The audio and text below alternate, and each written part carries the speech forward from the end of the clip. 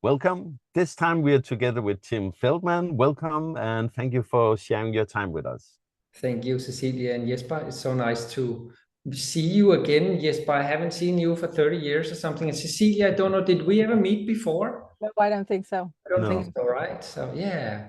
No, it's first time. And as people might hear, we have a common accent. We are both Danish, but also all of us is out in the world. All three of us, yes. We're Danish, and none of us are in Denmark. I am. You are? I'm in Frederiksberg. I'm that's my very mom's Denmark. house in Copenhagen. So, yes. Okay, sorry, I got that wrong. I guess you told me you were in Miami, so. Well, I live there. I'm born and bred here in Copenhagen, but I have been living in Miami for almost 20 years, like 18 years, something like that. Okay. Wow. But what we are talking about is, and we'll talk about today, is yoga and living a self-directed life. So for the people listening, our podcast is called Self-Directed. We often talk a lot with families and parents about parenting and living self-directed life and doing a self-directed education. Some call it unschooling. But what also fascinates us is people who have taken this life and said, I have this passion. I want to go this way, and actually making it into a life. And you have succeeded that with Ashtanga yoga, Tim. Thank you. How did that happen? How did you went from, I actually don't know what you did before, and you said it was around 30 years. I think we met maybe in 2001 in Kovalam. So it's almost 30 years, and you have been doing yoga every day, more or less, since then. I've just restarted some time ago. And 3 or 4 years? yeah, 3 or 4. Yeah, it was in Bilbao. Yeah, so 3 years ago, I restarted my yoga practice, and it feels wonderful. But about you, Tim, what was your life before Yoga? Life before yoga? What was it, and and how did you end where you are today? Well, there's a lot to say there, I suppose, but maybe I can tell you a funny story. So you asked me, how did it happen? So my wife, Kino, I helped her a little bit, like she was teaching and I happen to know about anatomy from my previous life as a professional dancer and choreographer. So sometimes she said, would you teach, half an hour of anatomy? And one day she said to me, Tim, have you thought about becoming a yoga teacher? I think you're really good at it, and I think you really have something to offer. And then the following words came out of my mouth. I would rather get down on my knees and die than become a yoga teacher. So, so I'm kind of the incidental yoga teacher. I must admit that I have still taken those words back many times over. And I really enjoy what I do. But at that time, when I said that, I was at a time where I was touring around the world as a choreographer with my own project-based dance company from Denmark. And it was going very well. And it was my big passion. I had such a good time with it. So I just couldn't imagine doing anything else than that. Nevertheless, at that time, I had already been practicing yoga for almost 10 years. It was my personal place to go. So as a dancer, as a choreographer, it's very extroverted. You show your work all the time. You're being evaluated and you're being critiqued on your work all the time. And yoga was for me the place I came for one, healing and like physically healing, but also very much for my own mental health, my own emotional health, to go on this little 2-meter long, little more than half-meter wide piece of plastic, and then just like cut out the world for a while as a type of moving meditation. So I don't know if that answers your question, but at least there was a lot of words there. Yeah, no, Not very important to get the questions answered. Okay. So I would actually like Tim to go back to the dancing because now I remember you did that, but living a self-directed life. So you went to public school or school like everybody else. Yep. What ignited in you that you was like, I can become a dancer and choreographer? That is a and how did your parents take it? Because a lot of people, when we are talking about parenting, they're like, will your child ever anytime find anything to do, and can you just live what you want to do and succeed in life? How did you, now you're at your parents' place in Frederiksberg visiting Denmark, how did they take it back then when you came and said, hey, I want to be a dancer? My parents were pretty cool with it, actually. My mom, when she was a kid, she really wanted to take ballet classes when she was a small girl. But she grew up in a working class family and there was no money for such a thing. So she never got to do that. So when I actually started with physical theater, and then I started to take a couple of like modern dance classes as support for that. She thought that was very exciting. And my father, I think he just didn't know what to think of it, to be honest with you. He was a traveling salesman, and he's a hunter, and like a kind of guy. He built his own log cabin, and things like that. So when I was starting to do physical theater, he was like, "Oh, theater," and then physical, oh, that's like some weird experimental thing. All right, and he's also a bit of an adventurer himself. He's always wanted to do that. For instance, when he was 16, he ran away from home and he took a job as a sailor on a ship that sailed to Panama. Okay. And then a couple of years later, his father got hold of the back of his neck and put him into like a education. So I think that, and I went to Holland to a dance school there for a number of years. And he saw me getting picked up by different companies and different choreographers. So actually, most of my training became apprenticing instead of going to school. And I think he was inspired by that. For instance, I went to Australia and I got a job there, apprentice job, something in between. And he was very impressed because he always wanted to go to Australia, but never made it to Australia. So he was like, oh, my son, someone is inviting my son to go to Australia.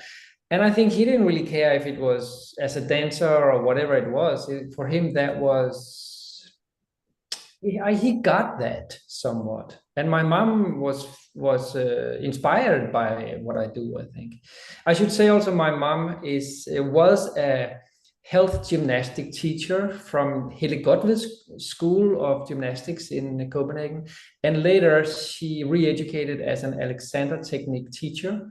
So she was very much tuned into that.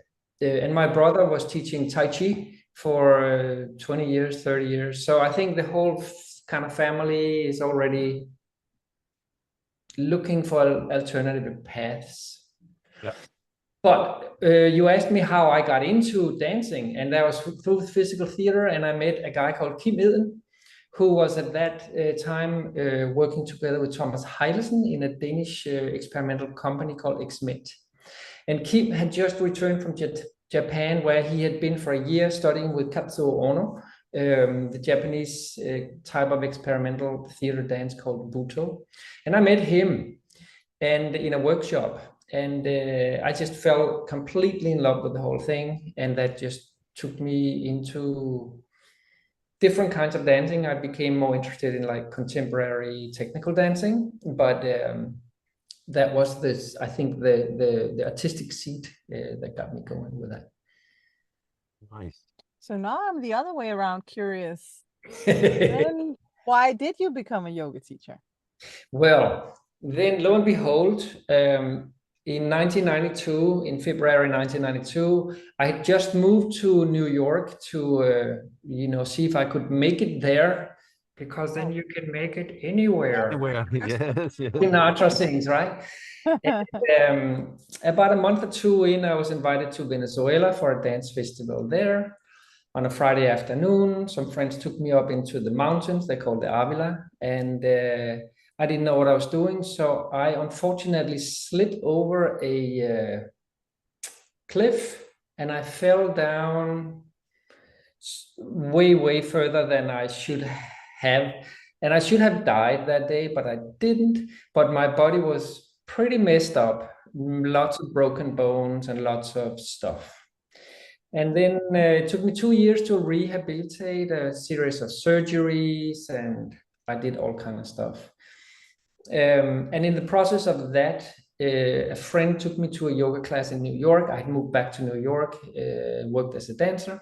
Friend took me to a yoga class at the Jiva Mukti Center, and my body just was like a sponge, just like absolutely loved it. And so I continued that because it was making my body heal, and it was make my body strong and flexible and well prepared for dance rehearsal, which I was doing all that. So that was the beginning of that. But that was the beginning of yoga. I should perhaps mention that perhaps as any teenager, I'd been dabbling with Tao and Zen Buddhism and so forth.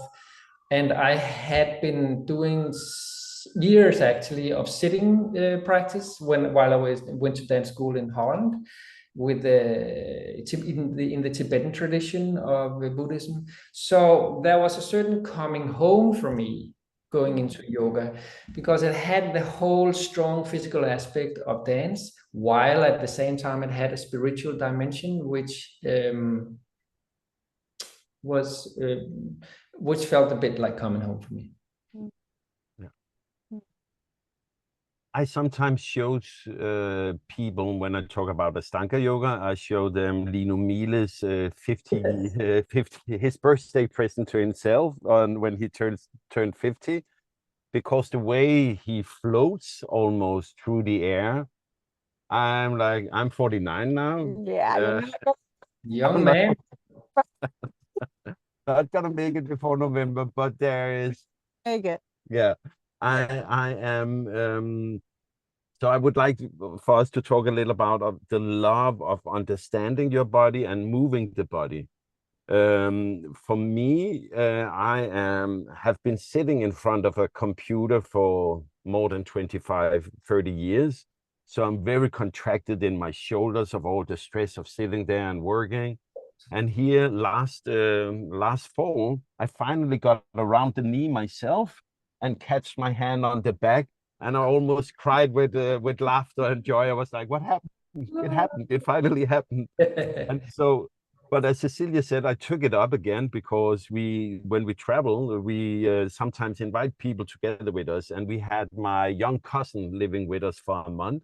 And he's like 25, did his morning yoga every day. And I kept my yoga practice, but just one sun salutation of A and B, and that was it. It's like, now I've done my yoga, that was it, better than nothing. But he did it every morning, and I was like, oh man, and he has this 25-year-old body and can do stuff. Okay, I will give it a go. And now it was quite a long time after, wasn't it? Yeah. Like 3, 4 At first, I was pissed for 3 months that he was young and could do everything. Bilbao, suddenly you were like, let me try. I'll do a full practice now. Yeah. And then you didn't stop. And I was really happy afterwards. Also very useful in your living condition there with 6 people in a van. Then you can like tie yourself up to a tiny ball, you know.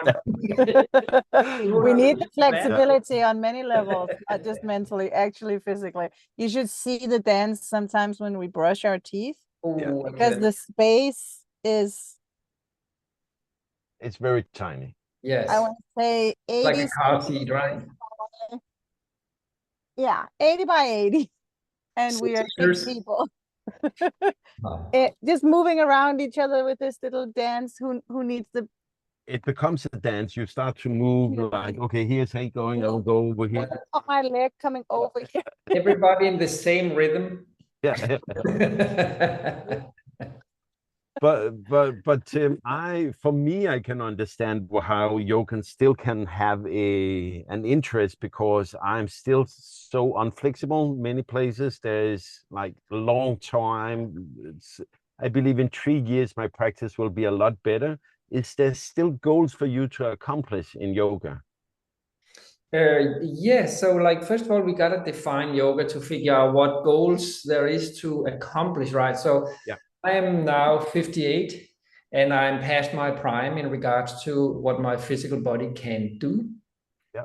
So there are many movements that my body used to do with some ease which now takes me quite some work to replicate. Yeah. But that's okay. And I think that when I was in my 30s and even into my 40s, I would more work, like there was a fun aspect of it, and it was like exciting and so forth. Now I feel that if I don't do my practice, I feel exactly like you do. I feel that my body starts to cave in, and I start to get weird pains here and there. So the process of getting on my mat has a lot to do with keeping my body healthy and strong, somewhat like a healthy gymnastic routine. But over the last years, at some moment in this journey of yoga, I would find myself wake up early in the morning, and there was like everyone else were not waking up early in the morning. So to wake up early in the morning, I couldn't go to bed late at night. So that meant like I lost all my friends. And so then, I'm there alone in a cold room and thinking, why am I doing this? Why am I doing this again? I know I can put the leg behind my head now. I know I can do that. So why are we doing this so often? And in the process of that, it became apparent to truly understand, why am I putting the leg there? Why is yoga proposing to put the leg there? And putting the leg there, like all these movements have a whole foundation of reasons that goes from literally the very ambitious approach of liberating us as human beings, freeing us up from pain and suffering in any which way, in a physical way, mental, emotional way, even in a spiritual way, as liberating the soul, all the way to like stretching the hamstrings because it's healthier for your lower back. So, and the whole thing is tied in very beautifully and very well thought out. And I feel it. I feel that here's an example. You know how the necessity for comfort tends to creep into our lives? Do you know what I mean? Oh, yes. Like we cannot just eat vegetables. We need some bacon, and we need some butter, and we need that kind of cheese, and we need, a comfortable sofa, and we need a good television TV show to watch at night, and we need the people next to us to respect us, and we need them to love us, and we need them to love us the way we want to be loved. And it just keeps going, right? And in my life, if I don't watch out, then my cravings for delicious living and comfort in any which aspect in my life start to grow and grow and grow and grow. When I go on my mat every day, I have to do things which are not comfortable. So, and along with things that are comfortable, and afterwards it's comfortable. But it's a daily reminder that life is more than seeking comfort. And it's a daily reminder that I need to be able to stand and function well with a happy state of mind and an open heart, even when conditions are not ideal. So the physical practice on the everyday gives me that outlook on life, whether you want to call that spiritual or religious or psychological or whatever you want to call that. So the daily practice is very useful for me in that way. It situates me in my life, and it helps me navigate everything all the time. I find Ashtanga really has really a lot to offer and I, like you, struggle. Are we talking spiritual life? Is it psychology? Is it life mastering? What is it? But this state of mind, is it like a derivate from doing Ashtanga yoga? Could probably be other things, but my personal experience is that and writing. That are the two things that I would do like a ritual to keep me. I remember back in the day, 20 years ago. Yeah. when you were in theory doing Ashtanga yoga every day. Yeah, in theory, yeah. He told me when we met, I'm You doing can roll Ashtanga out yoga the mat and make a wishful wish. No. He would take his mat. Can I say this? Yeah. He would take his mat and the nice bag and put it over his shoulder when he left in the morning, but he would be late. Yeah. And he would take his bike because he was also officially biking to work. Yes. And then he would take a taxi because he was sometimes. late Yeah. for work with the mat. With the Going mat. to the yoga. The intention was there. And on the way back, he would be really tired Yeah. and come back It's a heavy mat. Of course you get tired. because you didn't do the yoga in the I was sitting in front of a computer the whole day. Very, very hard. Part of this story is when you sometimes actually did the yoga, Yeah. because I didn't know, we had different mornings, I went the other way with the kid, and sometimes he did actually do the yoga in the morning, and he would come back like, I don't know, like the sidekick in a Disney movie, or like just so happy that it was annoying that I would have to ask him to go for a walk. Like, can you calm down? Like a 3-year-old. Cecilia asked me to never do yoga in the afternoon because I got hyped. 5. Yeah. Because no one's sleeping then. He was just bouncing off the walls, and it was amazing what it did to your state of mind. Yeah. Now we don't feel it so much. No, I think I'm cleaner.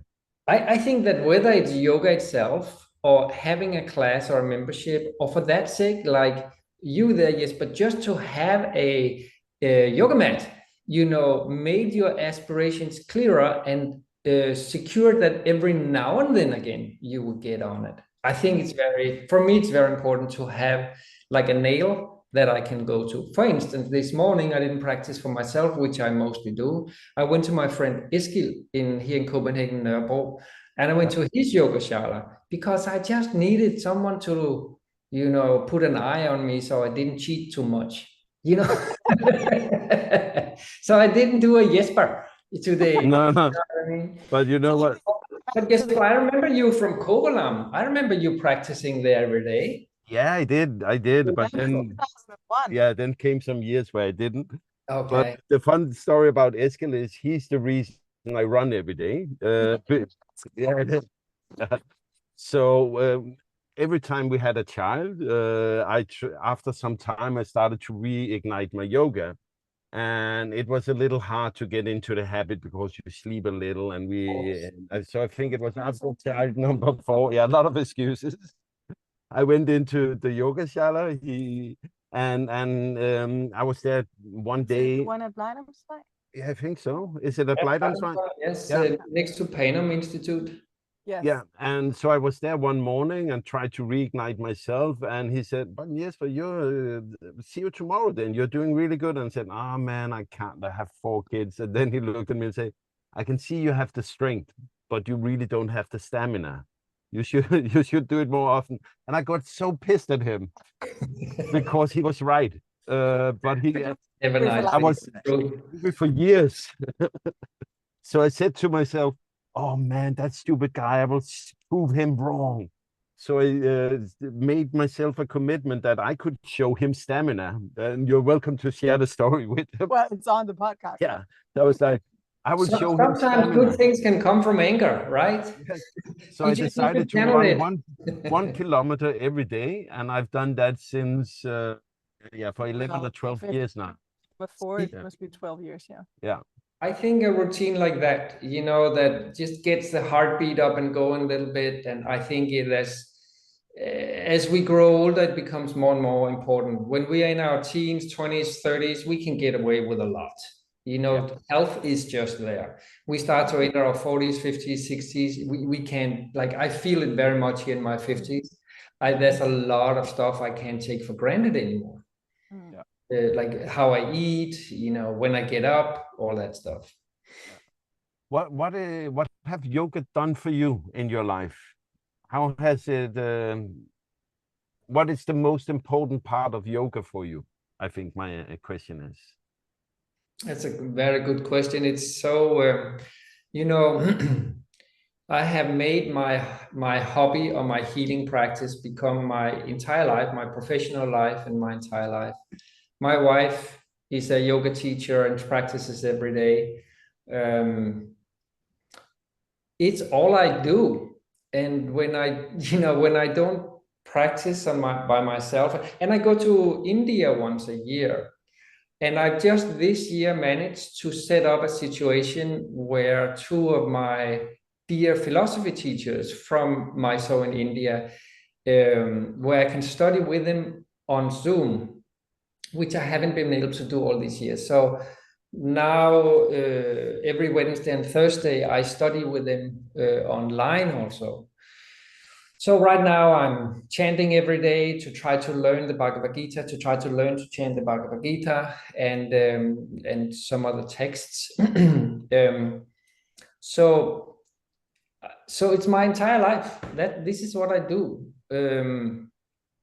But mostly I would say it has really worked for me in so many ways, and it has really won me over. So I look at the world through the glasses of yoga. I look at the world through a navigation device, which I call Patanjali's thesis of yoga, the Yoga Sutras. This is how I understand the world. It's how I, when I'm in trouble, I refer to what I have learned to try to understand what is going on with me, what is going on in this situation. So it is my main navigation device in my life. It's the way I see the world. So I don't. That is perhaps the essence. That is my answer. That is the essence to your question. There, and we can go in deeper if you want to do that. I would love to. I want to. Yeah. No, but that's just because if you can, but I feel, might be a very big thing to unfold, but if you're comfortable with, as much as we can absolutely grasp in this context. Yes, and also maybe there's other things you want to talk about. But you see, the thing is that I feel that life is really difficult to understand. I think it's really difficult to maneuver around, and I think it's very confusing, and I feel that it's very, very difficult to come by information that is hard truths. I feel it's very difficult to come by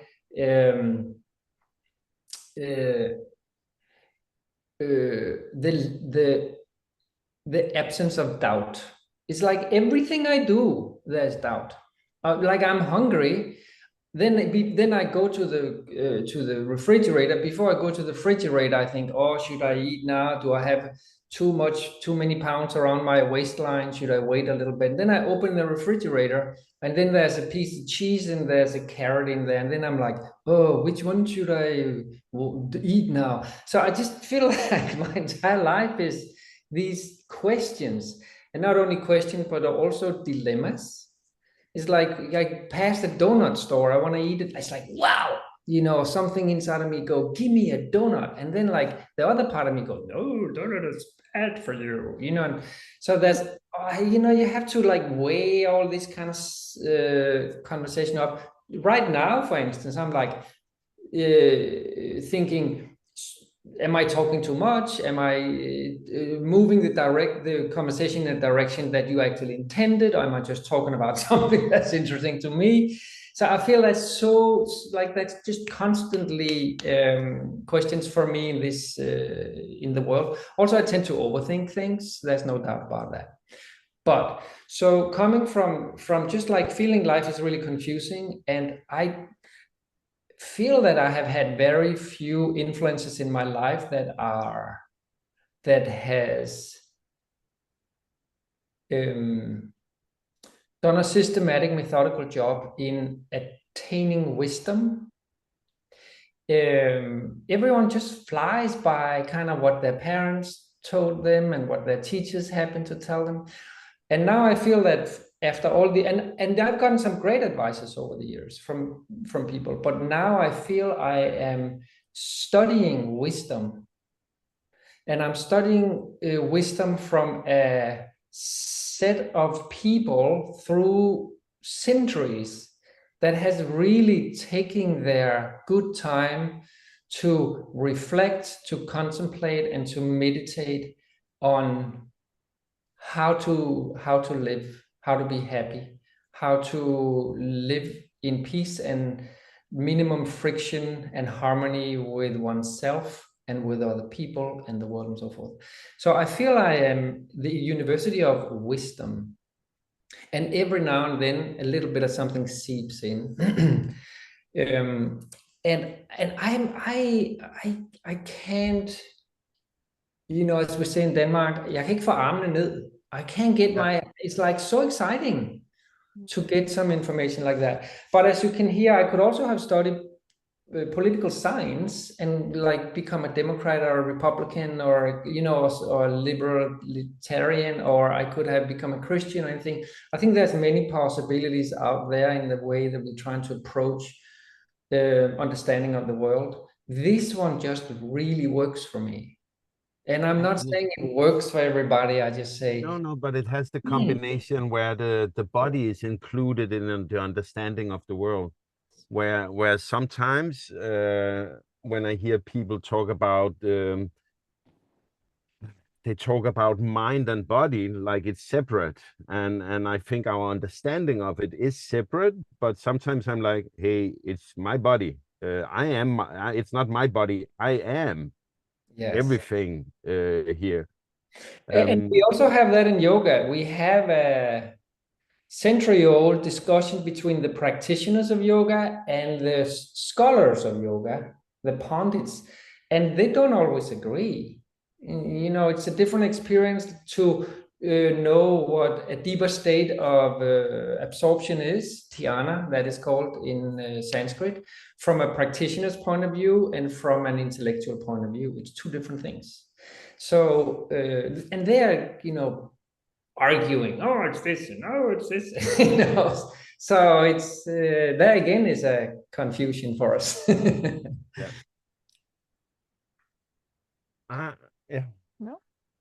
No, I was just thinking about, I do my yoga every morning. I have a minimum program I go through, and sometimes for me most often it's just physical exercise, where it's just it's good for my body. I will sit down a lot of the day because I'm working in front of the computer, so it's good to go through this.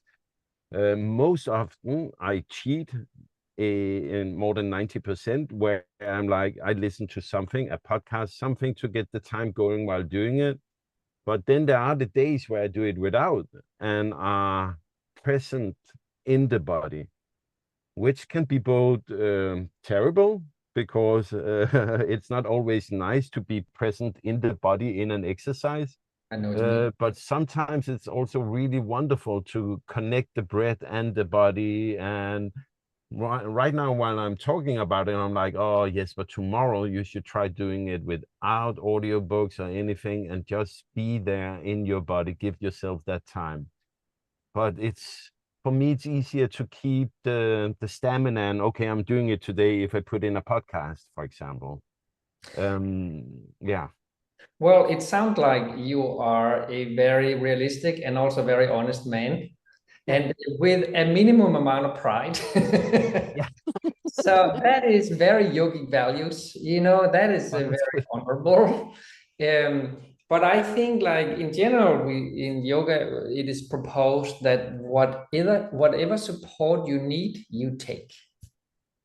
You know, whatever support you need to go towards goodness, or in this case, we talk about yoga, you take that support. Whatever support you take to move away from yoga, try to see if you can wrestle free of that attachment. But if you get on your mat when you have a podcast or something, oh, you do that, man. Like at the moment, I'm doing all these Sanskrit studies. So I put some chanting on that I'm trying to learn. I have found a guy from the Chinmaya Foundation on YouTube. So I listen to him chant every day. And every, I think, 10 minutes, there's like a commercial for, you know, an ice cream or a bank or a new car or something. Then I have to go and like, but at the moment, it's really, I feel I multitask because I need to get the rhythm and this information into my head. And every now and then I start to be able to chant along with it, and also it gets me going. And I think that's something interesting that you said, that sometimes, the yoga practice and the Ashtanga yoga practice, we don't use music. We're doing it by ourselves. So there's no teacher. If you're doing it alone, there's not even anyone next to you. So it's a minimal amount of stimulation that you're getting. It's a minimal amount of support. It's all on you.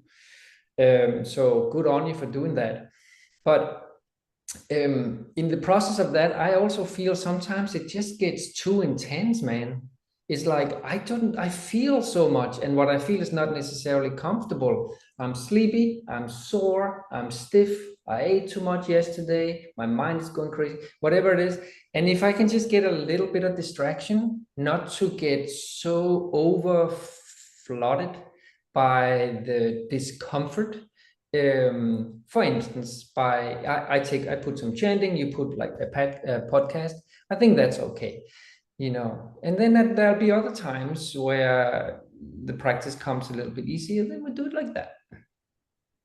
But Tim, if I wanted to take my practice further, so until now it has been very physical focused, and I know for myself, I know the next step is like, yes, but try to be in your breathing, in the exercise.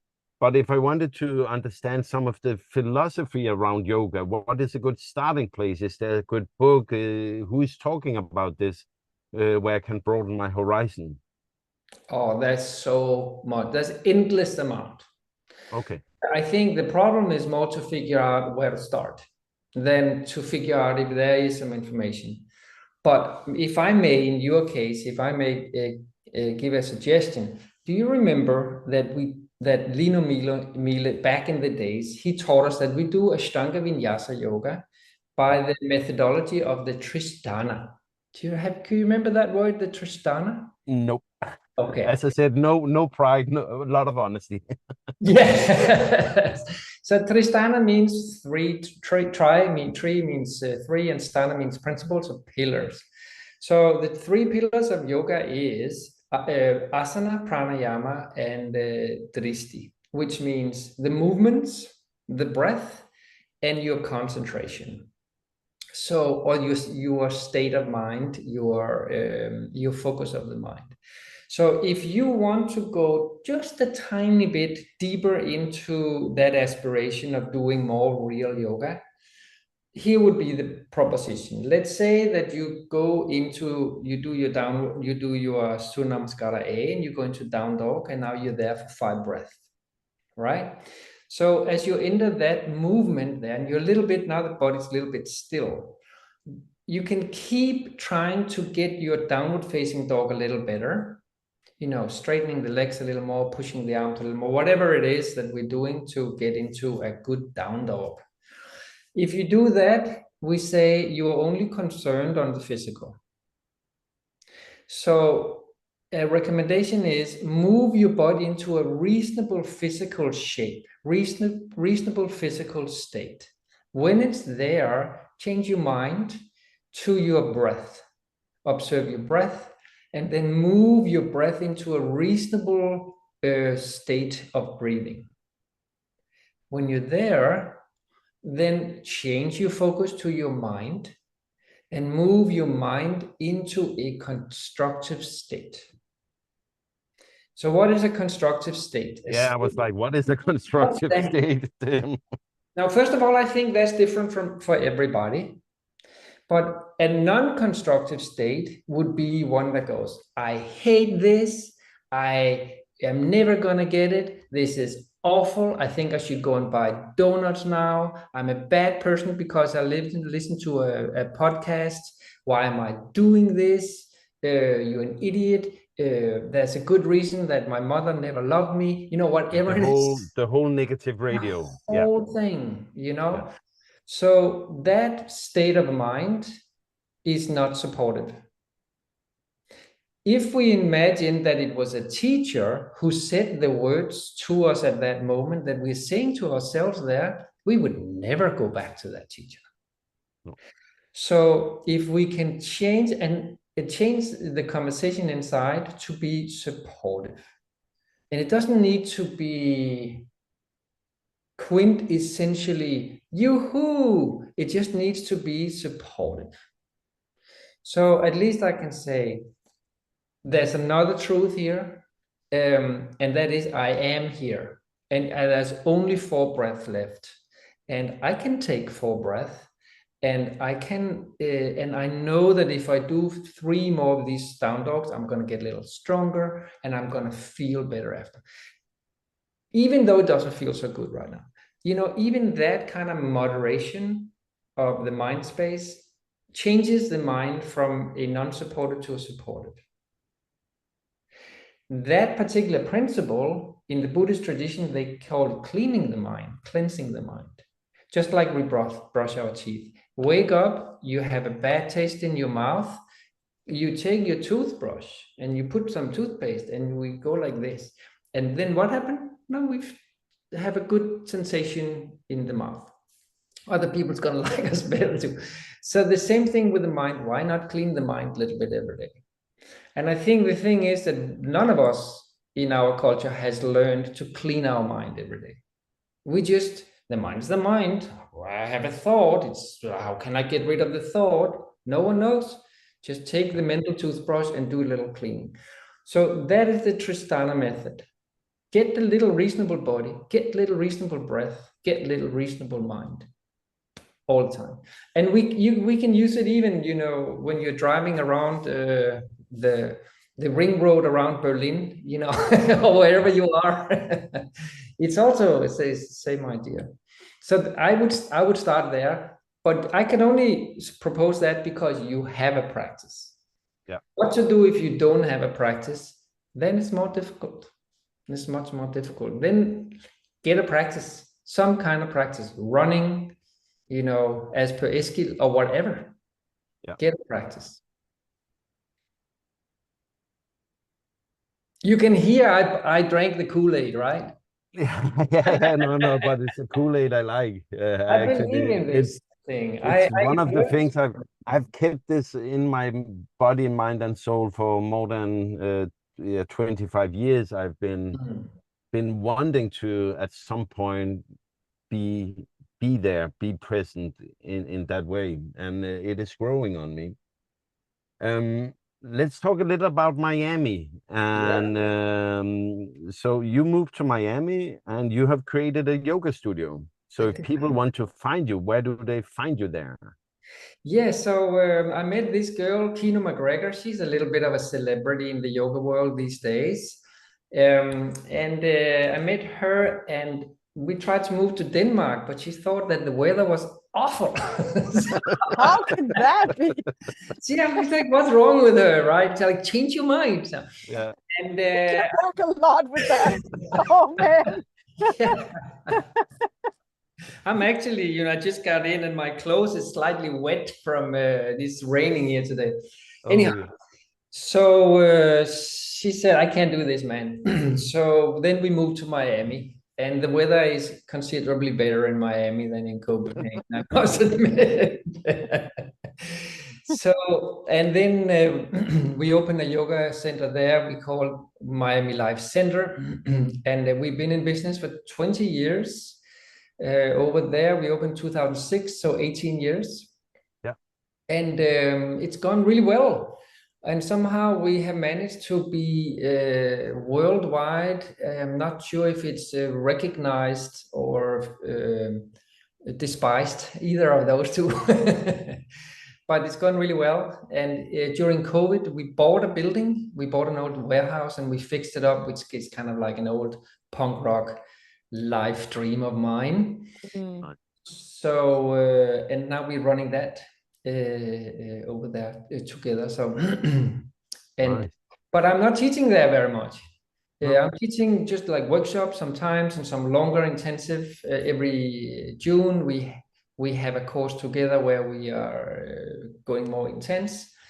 But then usually I travel around the world. Like this coming weekend, I go to Antwerp. I was just in Mallorca actually and teaching there, and traveling around Europe now, and traveling around America and Asia. Yeah. um, Just about like you know, like back yes, on the road. Thinking maybe there's a second one here about the traveling lifestyle. I was also thinking about it when you said, what was it? It's earlier. This thing about not getting too comfortable. Yes. Which is a very much a centerpiece for me in the choice of our lifestyle. Absolutely. Because living in a van, 6 people, I'm not going to say it's uncomfortable, but it is definitely challenging. And we don't have a sofa. Yes. And we don't have a TV. And we don't even have a kitchen sink. Yes. So a lot of things I can see now that we've been traveling for 6 years that we appreciate comfort very much when we have it. Yeah. But we also know that we don't need it. Yeah. And it's not a centerpiece for a good life.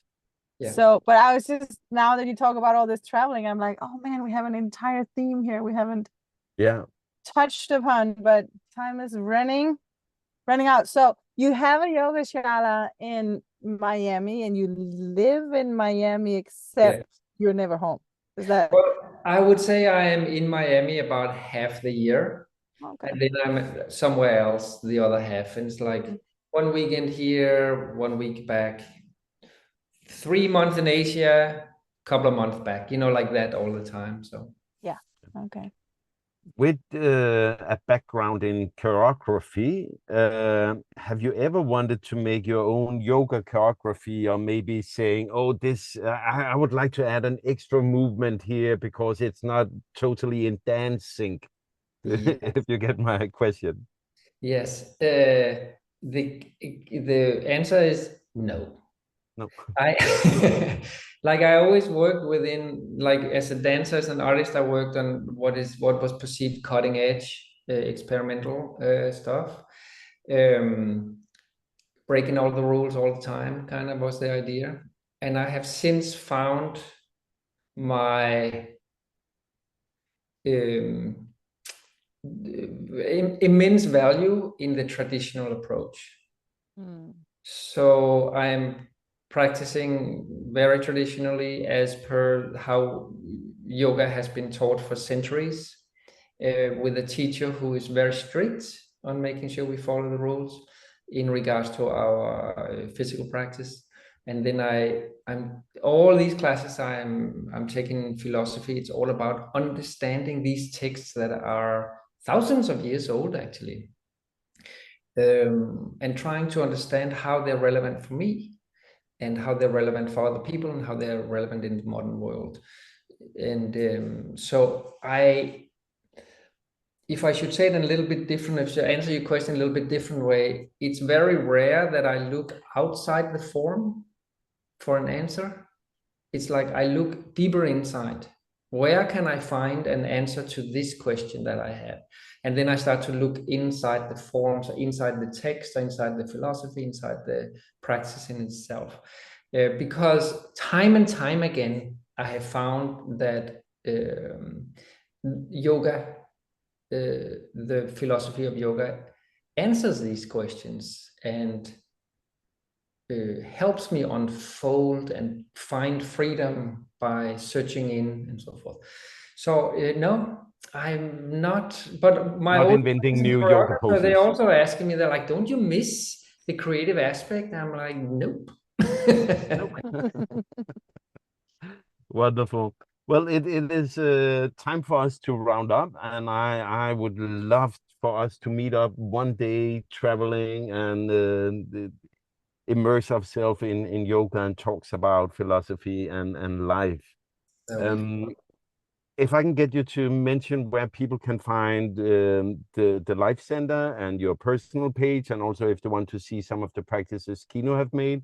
So if you can share the different web pages where people can follow you and find you. Yes.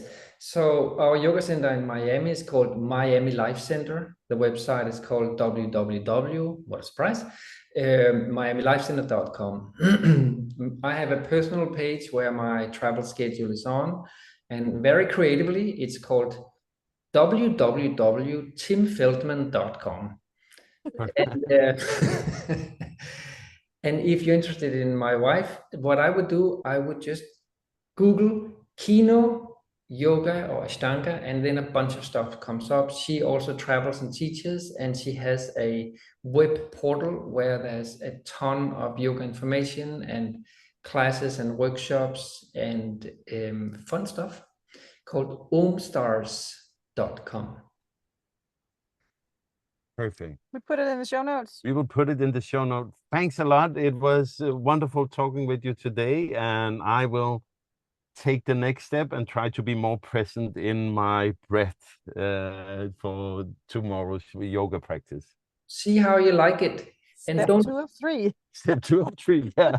don't feel bad about some support. You know what I mean? No, Just do whatever gets you your mat, you do. No problem. Let that be the final words, whatever gets you to your mat. Yeah. Thank you guys for having me. And It was fun. have a good time. Go to your balcony now and make a cup of coffee, and to your big saloon in your swimming pool or whatever you're going to hang out the rest of the day. I think I will go to the old airport of Berlin and do some yoga. Absolutely. Are you in the Berlin area? Yeah. We're inside Berlin, next to the old airport. Yeah, there's an old airport, and there's a giant, they've turned it into a giant park, and Cecilia is doing yoga with the kids. Yeah, I do. Well, we didn't talk about my yoga. No, we're gonna have to do another one. Yeah, we have to. Yeah. It was a pleasure. Thank you for your time. Thank you very much.